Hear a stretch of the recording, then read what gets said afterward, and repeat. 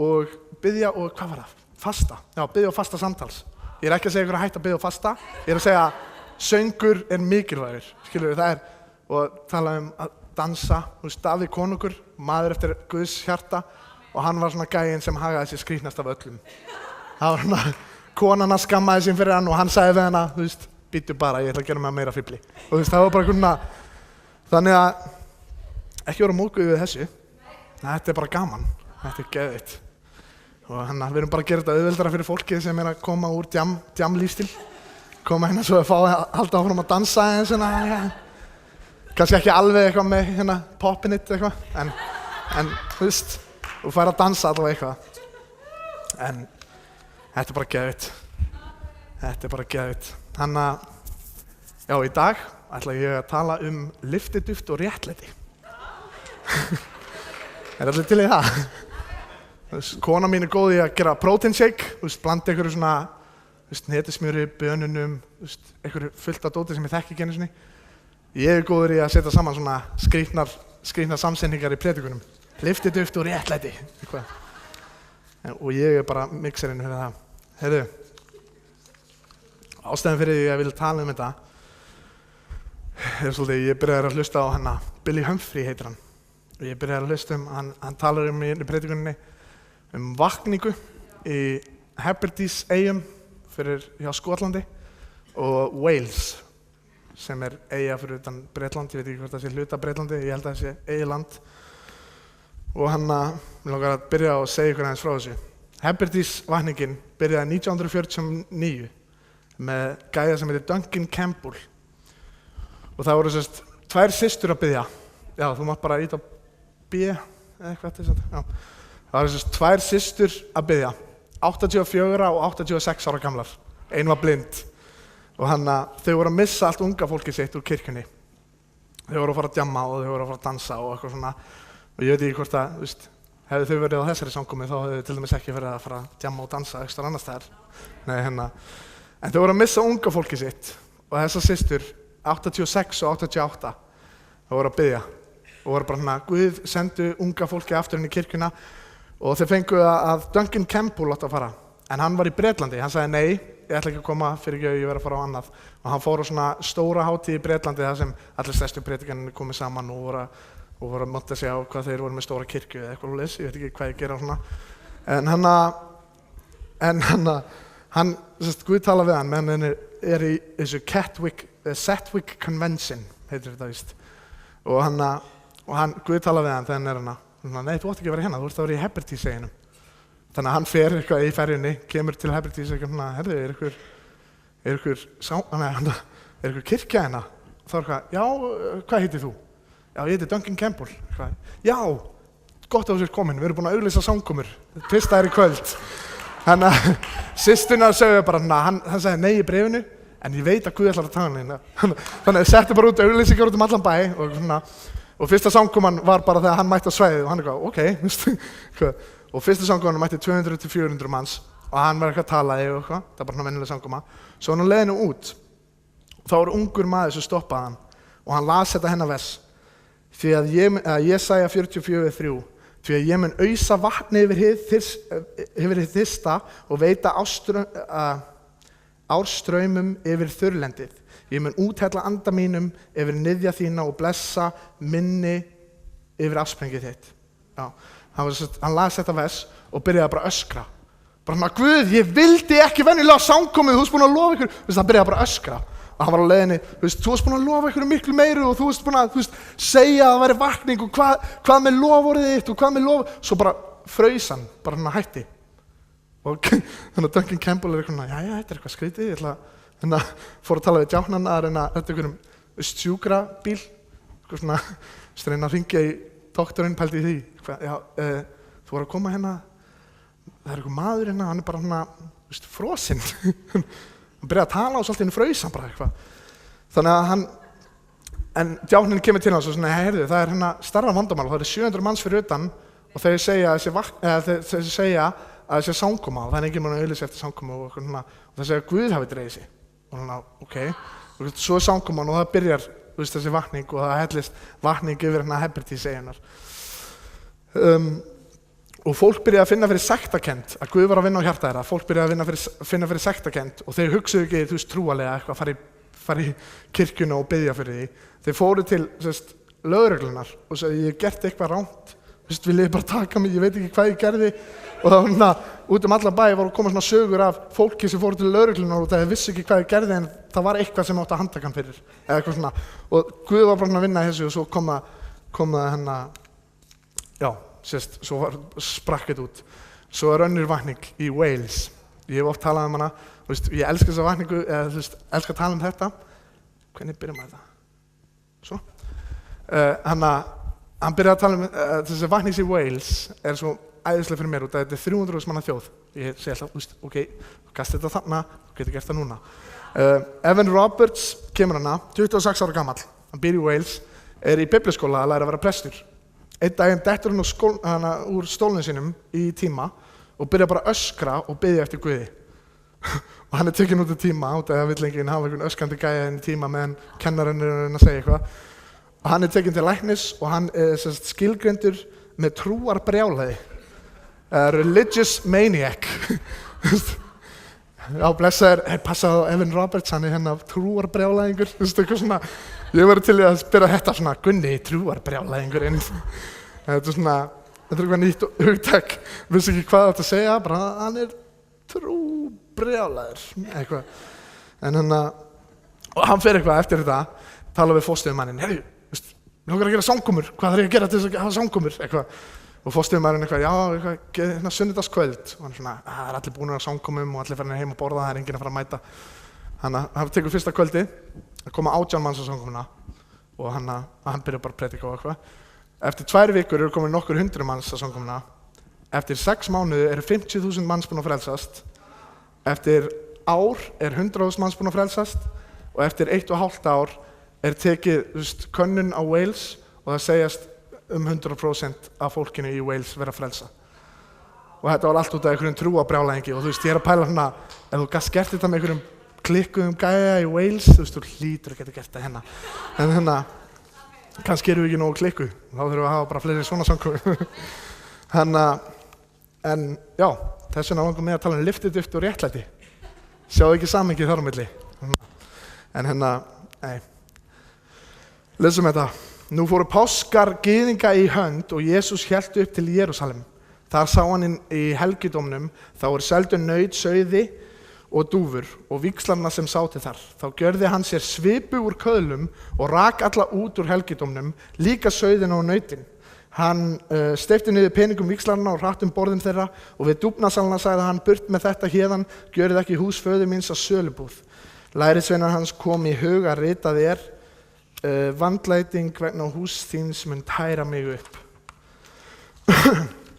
Og það eru biblíufræðingar sem eru sammála það. Þetta gerðist á fyrstu 6 mánuðunum þegar Jesús byrjaði starf sitt. Hann var 30 ára gamall, var nýbyrjaður að predika og lækna og eitthvað. Innan við 6 mánuðum þá gerði hann þetta hérna. Fór inn í aðalkirkjuna, tók svipu með sér og rak fólkið út og dýrin líka. Og ég ég elska pælið, ef að Jesús myndi skrifa markaðsfræði kirkjur núna í dag, bara hver myndi lesa þessa bók? Já, bara gerið bara það sem Biblan segir. Bara ef það óréttlæti, þá bara takið svipu og berjið það í burt. Já, Jesús að byrja sína þjónustu og ímyndum okkur þetta núna. Þetta ef þú ferði í páskana, eða ef þú ferði í þessar reyningar, þá þetta yfir páskana. Páskar í þá daga var ekki Nóa Sirius súkkulaðiegg eða einhver kanina sem passar ekkert inn í myndina. Við vorum að tala þetta í gær ok, páskanir eins og við þekkjum í dag, páskaegg og kanina og maður veit aldrei hvað hefur þetta að gera með kristina trú? Eitthvað, en takk samt Jesús fyrir Nóa Sirius eða eitthvað. En þetta trúarbragð, það var gyðja, sem átti að vera gyðja, dóttir tunglsins. Hún sagðist það að fæðist með því að koma með eggi frá tunglinu og lenda í ánni Níl. Og þar kom hún upp úr egginu og þar fæddist hún. Og hún var dóttir tunglsins. Hún átti son sem elskaði bara kaninur. Bara elskaði kaninur. Og þannig eru við með egg og kaninur. Og einhvern veginn eru við búin að tengja þetta við Jesús, takk Jesús, fyrir egg og kaninur. Það hlýtur að vera eitthvað djúpt og eitthvað á bakvið þetta, ég veit það ekki alveg, en ég ætla bara að þakka þér, eitthvað svona. En þetta og þetta var, þegar krossherferðina voru, þá voru þeir að gera þetta. Þegar krossherferðina voru, þá fóru þeir á milli kirkna, fóru og sáu, einhverja paganíska trú sem lofuðu Guðinn og fóru hérna, tókuðu musteri þeirra og breyttuðu í kirkju. Þar fáum við til dæmis mósaík. Þau eru pælt í af hverju er mósaík í öllum kirkjum. Það er frá sólguðum. Þegar krossherferðina voru að taka yfir musteri annarra trúar og þegar sólin kom upp, þá átti mósaíkið að búa til munstur á gólfið. Þannig að þetta var eitthvað til að lofa sólina. Þá var sólin Guðinn. Og það var bara tekið upp fullt eitthvað svona. Já, egg, já, kaninur, já, mósaík, já, flott. Það var bara bætt alveg inn og svo eru alls konar hefðir sem við vitum ekkert af hverju þær eru. Og það stendur ekkert það í Biblíunni. Þannig að, já, allavega, á páskanum, þá voru þeir ekki að éta Nóa Sirius páskaegg, þeir voru að gera eitthvað miklu meira. Þeir voru að koma alls staðar saman að. Gyðingar voru ekki bara í Ísrael, þeir voru öllu þjóðunum í kring, en aðalmusterið var í Ísrael, eða í Jerúsalem. Þeir áttu að koma þaðan, segjum að þetta sé musteri Guðs, að krossin sé musteri Guðs, þá áttu gyðingar að koma alls staðar úr önnur löndum, segjum að gyðingar koma frá Bandaríkjunum. Og þeir komin í hús Guðs og þeir ætla að gefa í fórnina, nei, við tökum ekki $, farðu að hitta víxlarna fyrir utan. Þá fór hann og ætlaði að breyta $-unum sínum, fá 116 krónur fyrir, en nei, þá er það 60 krónur. Þannig að ég þarf að gefa meiri $, til þess að gefa það sem ég ætlaði að gefa í fórn. Víxlarnir voru þannig að svindla á fólkinu og þetta er eins og að labba inn í bíó. Það kostaði 300 kall pop og kók fyrir utan, en þú ert komin inn í bíó, þá er 900 kall, hvað er að gera? Þetta er svona trikk, þú ert kominn, læstu dyrunum, taktu $, láta fara krónur. Þetta er eitthvað og dýrin, þú ert að kaupa dýr hana og þú ættir að gefa í fórnina og slátra dýri og dýrið var kannski tvöfalt dýrara. Dýrið var tvöfalt dýrara. Dýrið var kostaði meira. Þannig að segjum að það sé tvöfalt dýrara og peningurinn er helmingsvirði, þá ert þú að gefa tvöfalt meira í fórn og borga 4 sinnum meira fyrir dýr. Pælið í þessu starf, ég held að ég sé að fara með þetta rétt, en þá ertu kannski komið með já, 15 skall fyrir lambabúk, en nei, þá er allt í hennu komið upp í 120 skall eða eitthvað. Nei, það er ekki rétt.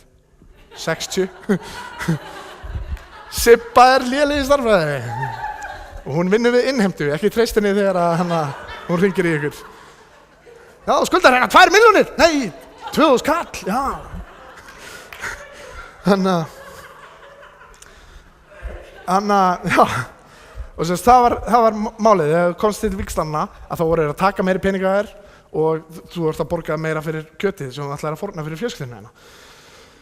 Já, þannig að fyrir minna á næstu blaðsíðu. Og já. Þannig að Jesús lappar inn, ímyndum okkur þetta, lokum aðeins augunum.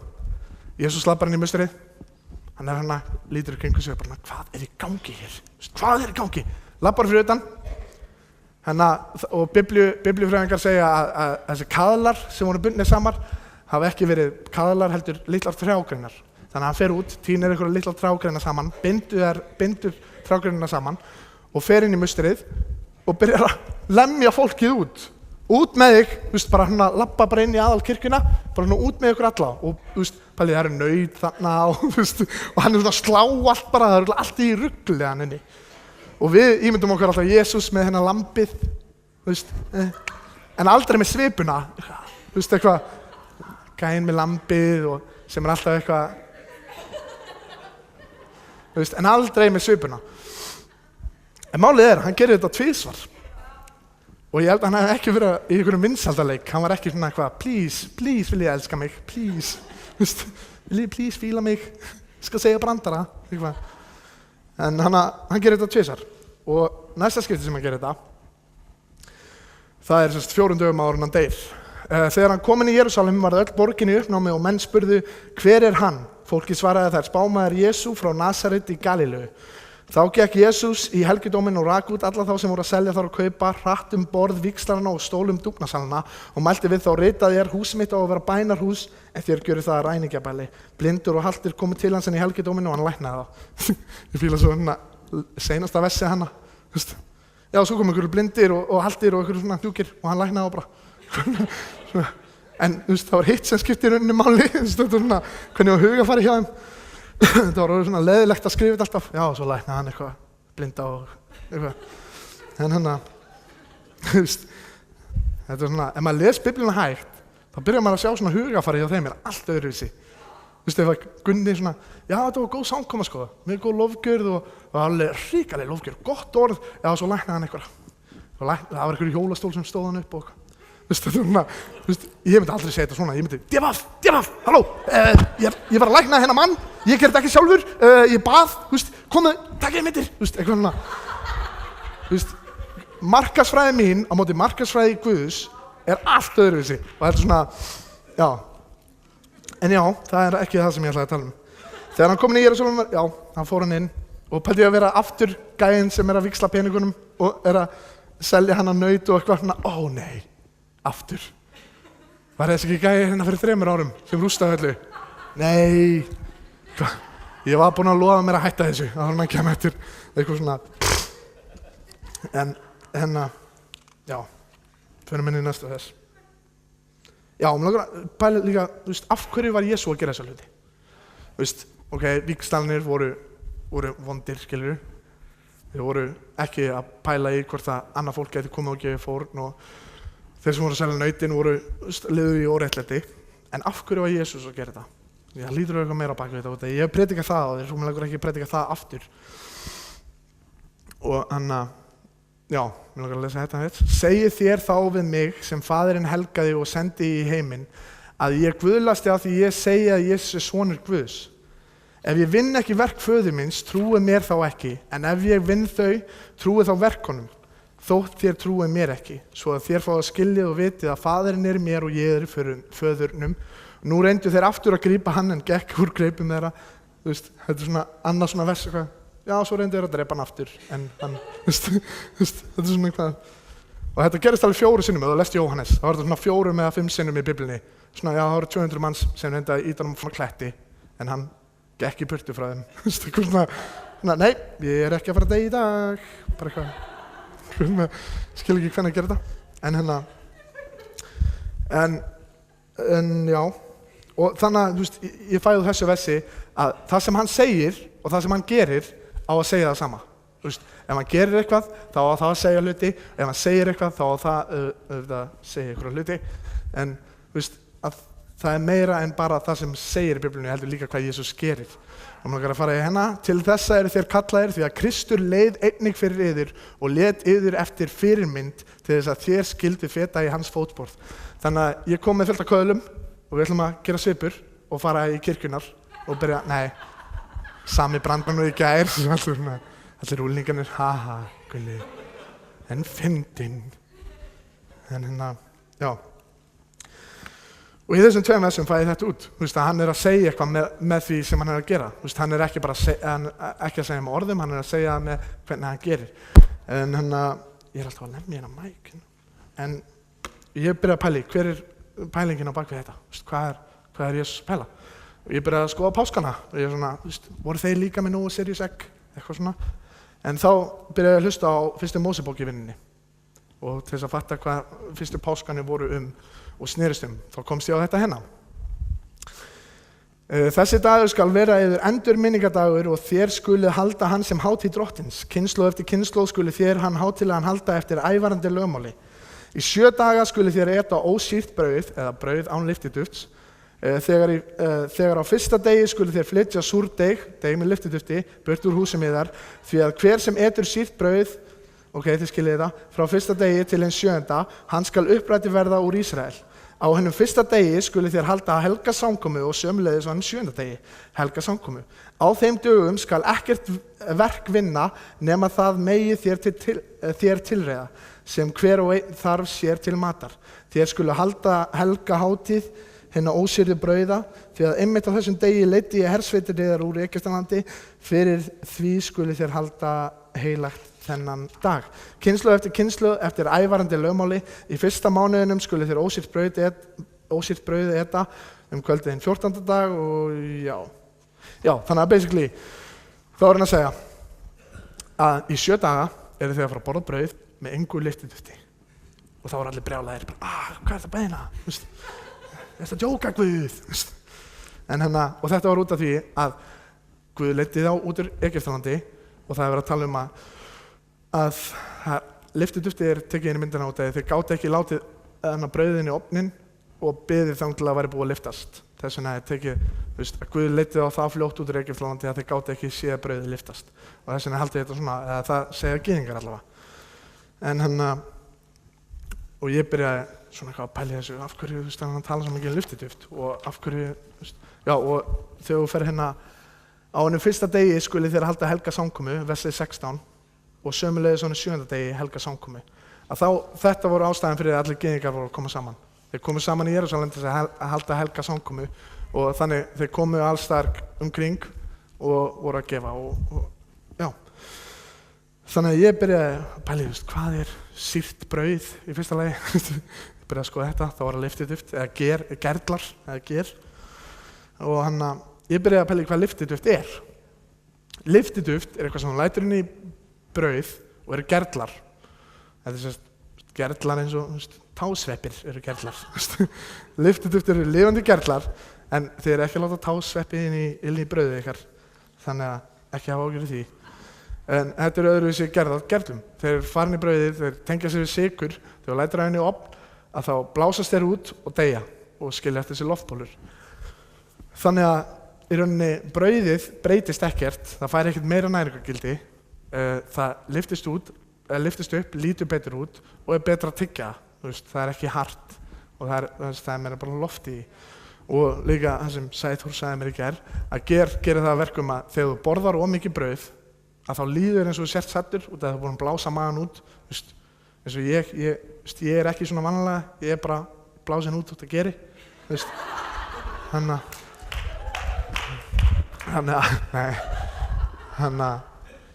nei, en það blæst þig út og það lætur þig að halda og þú sért saddur, þegar þú borðar til dæmis, prófaðu að borða pizzu frá Italiano pizza, maður getur stútað 1,5 pizzu og farið svo á pizzuna. Og þá geti ég gert svona 3 sneiðar. Það er alveg risa munur á milli. Og það er held ég með gerið að gera. En það lætur eitthvað líta betur út, gefur ekkert næringargildi, gefur ekkert sem raunverulega skiptir máli nema þægindi og lætur þig að halda að þú sért saddur þegar þú ert að rauninni ekki.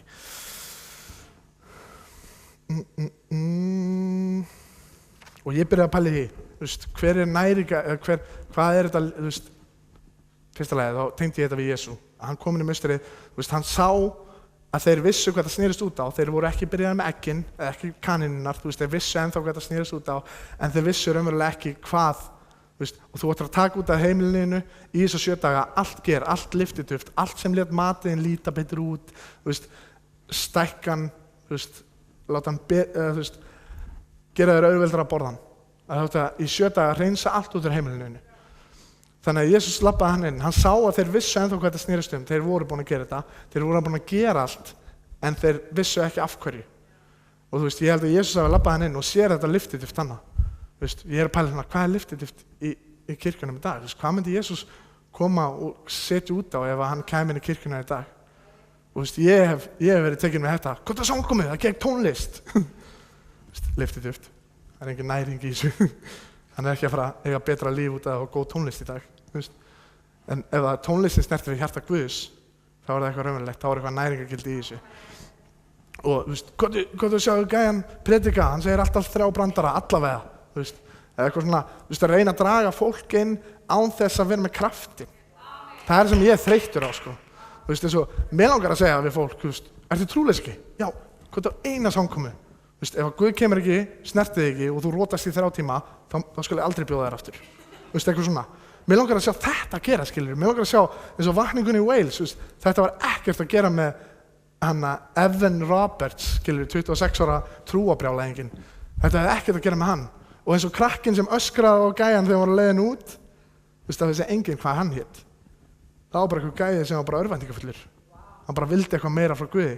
Hann var að fara að labba út og það var bara eitthvað gæi hana, hann heitir ekki neitt, það er bara gæinn, ungi maðurinn, labbaði að og byrjaði að öskra og fraus.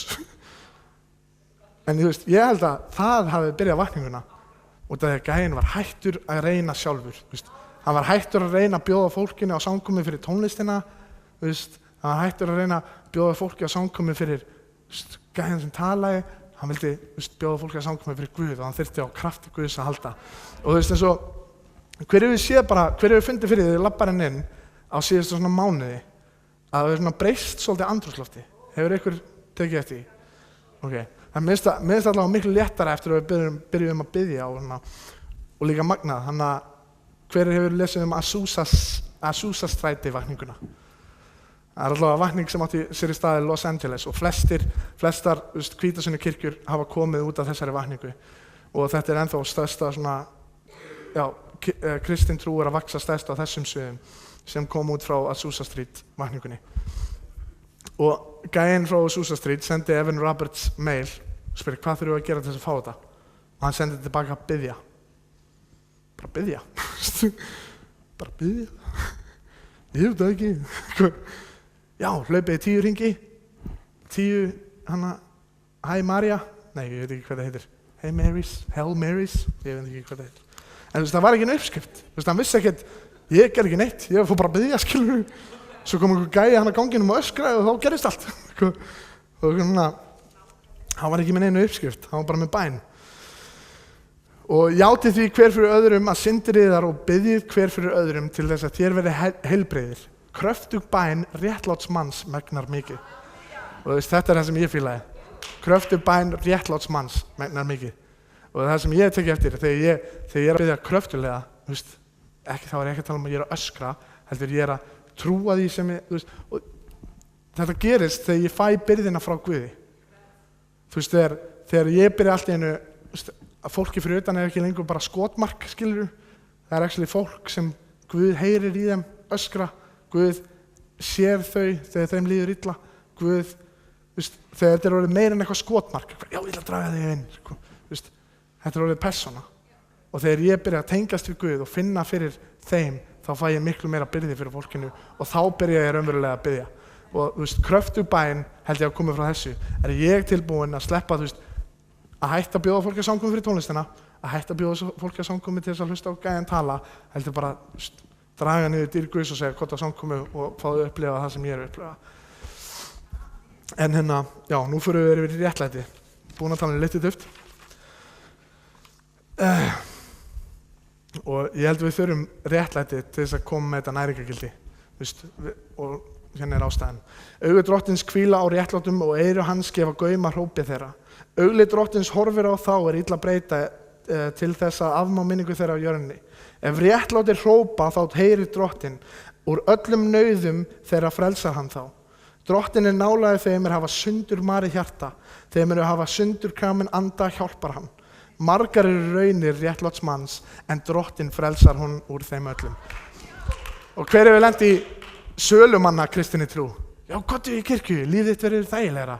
Þetta er svo að segja, kottu í flugvélina, fá þess að fallíf, það gerir flugið þægilegra. En þú setur hana, ég veit ekki með ykkur en ég var bara erfitt með að sitja í þessum litlu sætum, ég er eitthvað að reyna að koma fyrir, hvað myndi ég gera ef ég var með fallíf? Svona risastóran bakpoka á okkur, flugið ykkar væri ekki þægilegra. En það var eitthvað sem sagði að flugið væri þægilegra. Ef ykkur myndi segja þeim, takk þess að fallíf, við búumst við að hrapa eftir svona 3 tíma, þá myndir þið setja hana og sama hversu óþægilegt það væri, þá myndir þið setja hana og halda fast í þessa fallíf. Og það held ég það sem við erum að gera mistökin okkar og ég hef lent í þessu, ég er að reyna að selja kristna trú. Ég er að segja, kottu og lífið verður þægilegra. Og svo þegar raunin er svo að lífið er ekki þægilegra, þú þarft að fórna miklu, en það er miklu raunverulegra. Þú fær raunverulega hamingju sem breytist ekki með hvernig þér líður. Guð er alltaf svo sami. Þú fær raunverulega gleði, raunverulega ást. Og ég pæli þessu, áfengi og eiturlyf, það er tímabundin gleði. Fólk er að leita í tímabundna gleði, það veit ekki að andi þeirra er að hrópa á eftir Guði. Raunverulegri gleði sem breytist ekki hvað taka inn eða hvenær bussið fer. Það breytist ekki, raunveruleg gleði. Þeir eru að leita ást og leita í losta. Þeir leita, ég vil fá eitthvað, ég vil að stelpunar horfa á mig, ég vil að fá okkar athygli. Og það heldur, þeir eru að leita ást en sætta sig við losta. Og pæli í þessu, fótboltalið, Af hverju horfa svona margir á fótbolta? Hefur ykkur pælt í þessu? Þú veist, það eru gæjar annars staðar í heiminum sem eru að fá milljónir út af því þú ert að horfa á fótbolta. Og það veit enginn af hverju, þetta bara svona hvað, ég veit ekki. Og ég held að þetta sé bara þráin að vera hluta einhverju stærra. Þú átt að vera hluta að líkama Krist, en þú sættir við fótbolta. Þú veist, ég er hluti af Manchester United eða Liverpool eða eitthvað, þú veist. Og það er allt svona, ég hef nú pælt í þessu, af hverju? Það eru gæjar að hlaupa með bolta. Það er svona, eitthvað, mest allt, ég horfi ekki á fótbolta eins og þið hafi kannski heyrt. Ég skil það ekki. En já, merkilegt að hann tala henni að hjálpa þeim sem eru kramdir. Í versi 19, Drottinn nálægður þeim hafa sundurmar í hjarta, þeir sem hafa sundur kramin anda hjálpar hann. Að þegar þau eru hætt að reyna sjálf, þegar þau get ekki meir, að þá hann tilbúin að stíga inn í myndina. Að þegar ég get ekki meir, þegar ég er búin að reyna allt og ég er bara, hjarta mitt er búið, andi minn er búinn, þá er ég loksins komin að stíga á örvæntingu og segja, Guð, vilt þú koma, please? Ég er hættur. Skal hætta, kóttu bara að. En og ég held að þegar við tökum þetta réttlæti inn í myndina, að þá eigum við eftir að hafa raunverulega næringu í okkar lífi og raunverulega næringu sem við getum tekið frá okkur. En svo fekk ég þetta vers, sem var svolítið vesinn. Við urðum allir sem óhreinn maður, allar dygðir vorar sem saurgað klæði. Við visnuðum allir sem laufbað og misgjörðir vorar feyktu oss burt eins og vindurinn. Allar dygðir mínar sem saurgað klæði. Það er að segja, allt sem ég reyna að gera sem er gott á meðan við Guð er eins og klæði með saur. Veit ekki hvað er kristilega orðið fyrir þetta, en saurklæði. Þið eru að hlæja að versi í Biblíunni, þið veitu það. Ég sneri bara 2 orðum við, klæðið með saur. En allt sem ég reyna að gera, allt sem ég reyna að gera sem er gott, að þegar ég ber mig saman við Guð, að þá er þetta er ekki það gott, ég hef búin að lifa 70 ár og ég held að ég var að gera gott, en svo er ég ekki, hvað er ég að gera Guð? Fyrirgeðu? En já. Slökti ég? Nei, ok. Ég þarf að hætta að slá hérna mic. Og Einar er búinn að tala endalaust náðina. Náðin og hana Karís. Karís. Við ættum alltaf að þekka þetta. Er að náðin er þegar Guð fara að koma inn í líf okkar og endurspeglast úr okkur. Að náðin er það að við getum ekki meir, við gefumst upp og þá getur hann komið inn og gert hlutina. Að við getum meira en við gátum sjálf. Að þegar Guð kemur inn í líf okkar, að þá kemur kraftur hans inn í líf okkar og kraftur hans fer út líf okkar. Og þannig að ég byrjaði að pæla í þessu og las þetta hérna. Þetta er eitt af uppáhaldsversunum mínum. Því brýni ég yður bræður að þér vegna miskunnar Guðs bjóði fram sjálfa niður að lifandi heilagri Guði þóknanlegri fórn. Það er sönn og rétt Guðsdýrkun að þér hendi. Hæðið yður eigi eftir öll þessari heldur takið háttaskipti með endurnýjung hugarfarsins svo að þér fáið að reyna hver sé vilji Guðs, því góða, fagra og fullkomna. Að við eigum að bjóða fram að raunveruleg lofgjörð að minni hendi er ekki að syngja einhvern texta, að syngja með einhverjum nótum.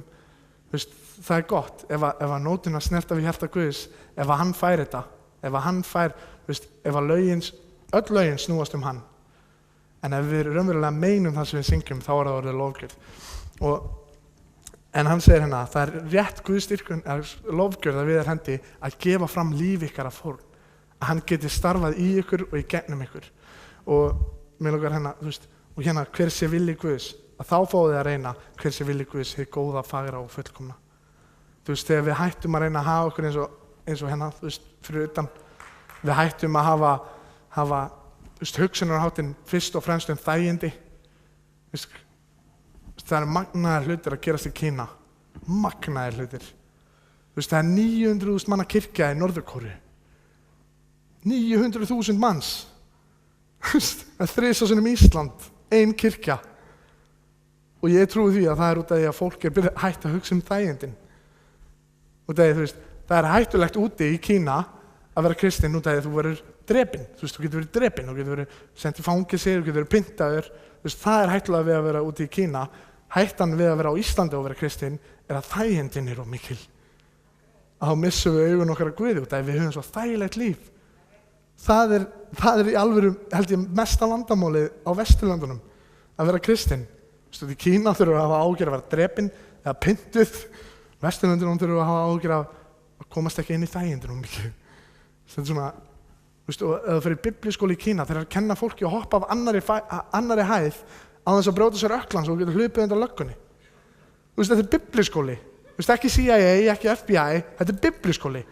Þeir eru að hoppa út annarri hæð glugga á þess að brjóta sér ökklan svo þú getur verið tilbúin að hlaupa undan löggunni. Og ég er svona að pæla, vá, og ég held að ég var ekstrím bara með því að posta einhvern status á Facebook. Það er allt annað level hann úti. Og ég held að Guð sé að gera magnaða hluti út af þeir eru hættir að reyna. Þeir eru ekki að reyna sjálfir, þeir eru búin að gefast upp út af því að ef þeir eru að reyna og Guð er ekki sannur, þá eru að fara að deyja fyrir ekki neitt, þá eru að fara að pynta á fyrir ekki neitt, þá eru að lenda í fangelsi fyrir ekki neitt. Þannig að ef þeir ætla að vera kristinn úti, þá verður að vera tilbúin að gefa allt upp. Guð, þú verður að taka, þú verður að sjá mig, annars er ég að fara að deyja, annars er ég að fara að lenda í fangelsi, annars er ég að fara að vera pyntaður.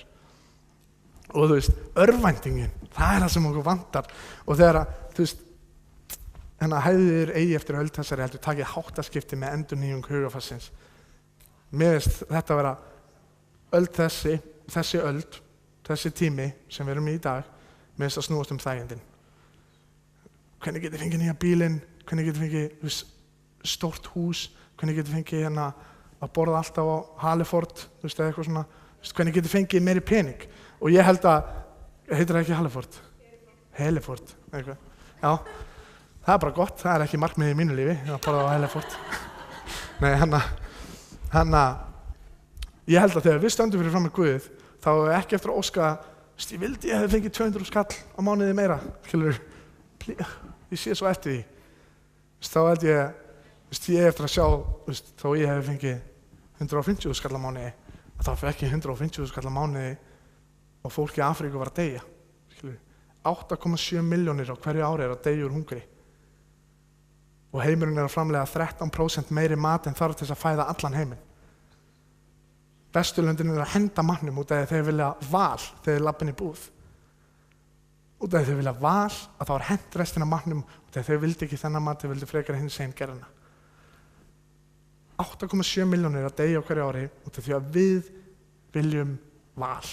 Og ég eftir að standa fyrir fram að Guð, ég eftir að sjá minn 150 skall, 200 skall, 250 skall, hvað sem er að fá á mánuði. Við höfum eftir að hugsa hvað ég hefði getið gert svo miklu meira með þennan pening.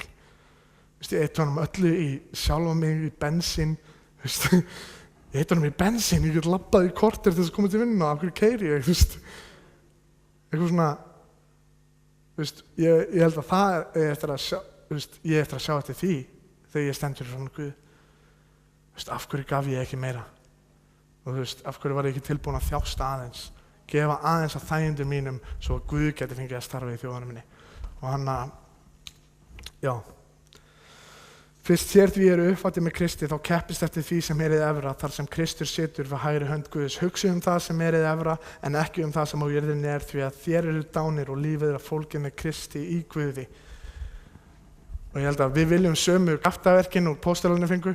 Við viljum lækna sjúka, við viljum gera, en við erum ekki tilbúin að gera það sem þeir gerðu fyrir það. Það dóu nánast allir með krossfestingum og pyndingum. Nánast allir póstalunir.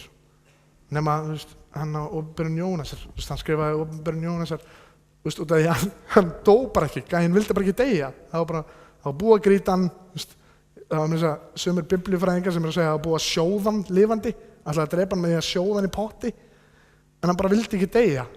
Á endanum var hann komin í Patmos, eyjuna Patmos, og það skrifaði hann Opinberun Jónasar. Þeir voru tilbúinir að gera allt til þess að segja fólki frá Guði. Pósturinn Páll, það var búið að lemja með kylfu 5 sinnum, það var búin að grýta hann. Pósturinn Páll? Hafið þið ekki heyrt hann eða?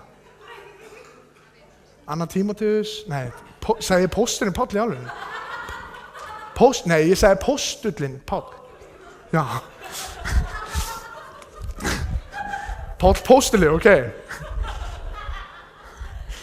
þá veit ég það, svona 90% af salnum ekki vakandi. Já, eins og munið með pósturinn Páll. Nei, þú veist, eins og hann, Páll póstuli, það var búið að lemja með kylfu 5 sinnum. Það var búið að grýta hann 1 sinni og þú veist, þeir voru ekki lélegir í að grýta, þeir voru ekki svona eitthvað, flytja ykkur kettlingar í hann. Skilju, þetta voru grjót, það var bara sér gryfja, það sem var bara, farðu í gryfjuna, við ætlum að grýta þig. Skilju, það var bara hent grjótum í hann og hann einhvern veginn stóð bara upp og labbaði burtu eftir allir voru farnir. Það er svona, þú átti ekki að lifa svona af, þú veist, hann lenti í, þú veist, skipi að fara í klett 3 svar. Þetta er bara svona, hversu óheppinn getur þú verið? 3 svar í alvöru. Bara, en þú veist, hann gerir alla þessa hluti og hann talaði samt áskuðis, hann talaði samt að þessi litlu hlutir sem ég að gangi í genum núna ekkert með við það sem ég muni upplifa á himnum. Þú veist, þessi litlu hlutir. Og veitir ástæðan fyrir því að hann var laminn 5 sinnum með kylfu.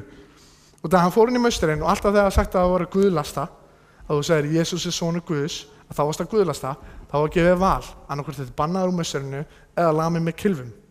Og það máttu koma aftur, seinna. Þannig að hann bað að láta lemja sig með kylfum svo geti komið aftur inn í mausturi og sagt frá Jesú. Þú veist, þetta er bara svona rugl, bara hvað er það að pæla? Það voru fullt af mausturum.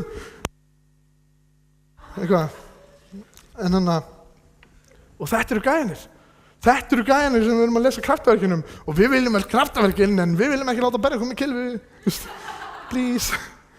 Við viljum samt Lexusinn, eitthvað, við viljum samt, öll þægindin. Já, þetta er Esekiel 3, 1-4 og hann sagði við mig, ég ætla að enda á þessu, afsakið, hann sagði við mig, mannsson, bók rollu þessa og far síðan og tala til Ísraelsmanna. Þannig að segir, hvað er að tala við hann, segir, éttu bóka og farið svo að tala við Ísraelsmenn. Og þú veist, það einmitt svona gerist þegar maður les Biblíuna sem heimalærdóm. Það var svona, og hann sagði mig, mannsson, bók rollu þessa og far síðan að tala við Ísraelsmann, þá upplöku á mönnum sínum, menn fór bók rollu að leta og svo, já, hvað svona, og maður svona, býttu, what? Guð að beða að geta bók. Já, borðaði bókina og farið svo að tala við Ísraelsmenn. Þú veist, Guð, það vantar lyftiduftið, eitthvað svona. En þú veist, ég trúi því að eins og við, vonandi allir hérna að fara að borða mexikanska súpu hérna eftir. En svo eftir það, svona 2 tímum eftir á, þegar líkamennum búin að vinna úr þessu, að þá eru við tæknilega séð orðin mexikansk súpa. Þú veist, ef þú étur kjúkling, 2 tímum seinna ertu tæknilega að sé orðin kjúklingur. Og þetta er því að líkaminn tekur næringuna, fer út í blóðið, fer út í frumunar og þú veist, kjúklingurinn þú. Þú ert ekki lengur þú ert kjúklingur. Þú veist, og það sem þú gerir á klósettinu er afgangurinn. Þú veist, það er bara svona restinn sem líkaminn vildi ekki nota. Þannig að þú ert ekki saur allavega, þannig að það er gott. Þú er bara kjúklingur. En ég held að þetta vers sé að tala um þetta. Erum við tilbúin að tyggja eins og orðið Guðs? Já. Jóhanna er ekki að taka þessu alvarlega. Hún er bara... Ja. Ég held að til þess að fá þetta raunverulega næringu í okkar líf, það þurfum við að vera tilbúin að tyggja Guð. Tyggja orðið Guðs. Bara hanga með honum. Eins og, hvað er málið? Ef þú ættir einhvern vin, svo hittir bara sunnudum í 2 klukkutíma og þú leiður honum aldrei að tala. Þú bara, gafst honum óskalista hvað þú vildi gera. Þú var einhvern veginn, hei Þorri, mér langar í Lexus, mér langar í Lexus og mér langar í blessanir. Mér langar í, viltu bara, Þorri, viltu blessa mig? Toni, viltu blessa mig? Og viltu bara vera með mér og viltu varvita mig? Og hann er svona, já, svona, hvernig samband er þetta? Þú hittir hann á sunnudum og þú talar í 2 tíma óskalistan þinn, hvað þú vilt sjá. Ég vil blessun, ég vil peninga, ég vil þægindi. En svona, Guð svona, ég er aðeins stærri heldur en þinn lilli kassi. Ég er með raunverulega blessun sem fer ekki ef þú gleymir að skipta óljuna. Eða eitthvað. Ég er með svona, eitthvað sem raunverulega skiptir máli og hugafar okkar þarf að vera svolítið þannig. Okkar 70 til 80 ár er ekki neitt með við eilíðina. Ekki neitt. Og raunverulega blessunin, ég held að oft þegar Jesus að tala blessun í Biblíunni, þá hann að tala að þegar ég hitti þig, þá ég eftir að taka þig. Og þegar ég veit að Páll Póstuli var ekki að tala já, Páll Póstuli, ok, já, Póstulinn Páll, hann að Páll Póstuli, hann var ekki að, ég þurfti alveg að tjekka á þessu núna, hann var ekki að tala sko eitthvað svona, blessun að Guð gerir líf þitt auðveldara, nei, já, Guð gerir líf þitt auðveldara, en Páll, af hverju varst að láta að lemja þig 5 sinnum, þetta snerist ekki líf hans, þessi 70 til 80 ár, að vera auðveldara eða þægilegri fyrir hann snerist þetta eitthvað miklu, miklu meira, og ég held að það sé raunverulega næringin, og ef við tökum þetta, ef við tökum réttlæti hans, ef við deyjum sjálfan okkur, ef við leifum okkur að deyja og tökum hans líf, að þá á raunverulegt réttlæti eftir að koma, þegar þá það ekki okkar verk, hvað við erum að gera, þá það sem Guð að gera gegnum okkur. Og það raunverulegt réttlæti, og þá kemur þetta að kröftug bæn réttlátsmanns megna mikið. Að þá bæn okkar ekki lengur orð, vel samsett orð eða óskalisti, það eitthvað sem snertir við hjarta Guðs og hann gerir. Og hann heyrir þegar réttlátir menn öskra á nafn hans. Þannig að erum við tilbúin að háma í okkur orð Guðs, erum við tilbúin að taka hann inn og leyfa honum að vera hluta á okkur. Eins og þetta hana, erum við tilbúin að borða bókina, erum við tilbúin að borða 1200 blaðsíður og leyfa Guð að taka yfir líf okkar.